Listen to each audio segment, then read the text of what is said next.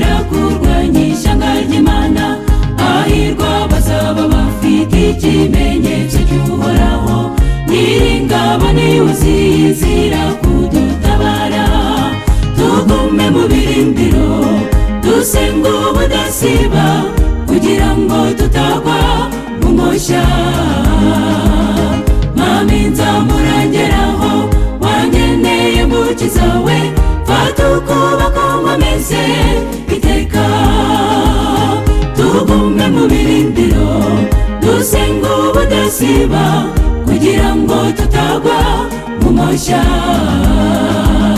Mwami nzamurangeraho, wangeneye Mukiza we, fata ukuboko nkomeze iteka.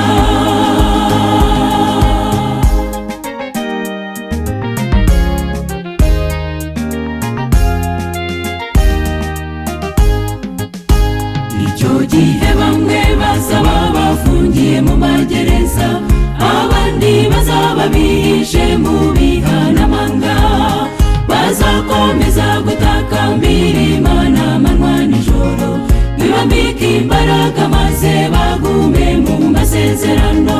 Y'Imana yahendahendaga umunyabyaha ngo yihane, uwo munsi izabizanywe no gutsembaho icyaha. Tugume mu birindiro dusenga ubudasiba, kugira ngo tutagwa mu moshya.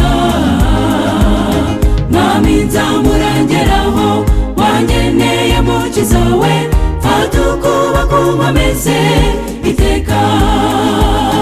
Tugume mu birindiro dusenga ubudasiba, kugira ngo tutagwa mu moshya. Mwami nzamurangeraho, wangeneye Mukiza we, fata ukuboko nkomeze iteka.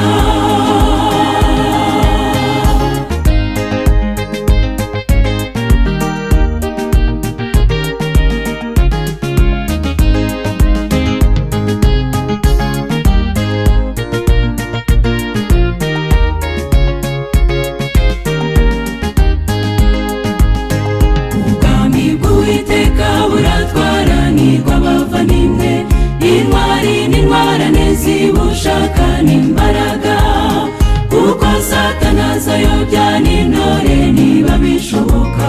Nicyo gituma dukwiye kwambara intwaro zose z'Imana, kugira ngo tudatsindwa n'uburiganya bwa Satani. Mwuka Wera muyobozi, komeza ubane natwe. Tugume mu birindiro dusenga ubudasiba, kugira ngo tutagwa mu moshya. Mwami nzamurangeraho, wangeneye Mukiza we, fata ukuboko nkomeze iteka. Tugume mu birindiro dusenga ubudasiba, kugira ngo tutagwa mu moshya. Mwami nzamurangeraho, wangeneye Mukiza we, fata ukuboko nkomeze iteka.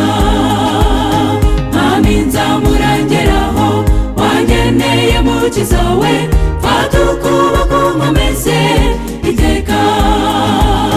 Mwami nzamurangeraho, wangeneye Mukiza we, fata ukuboko nkomeze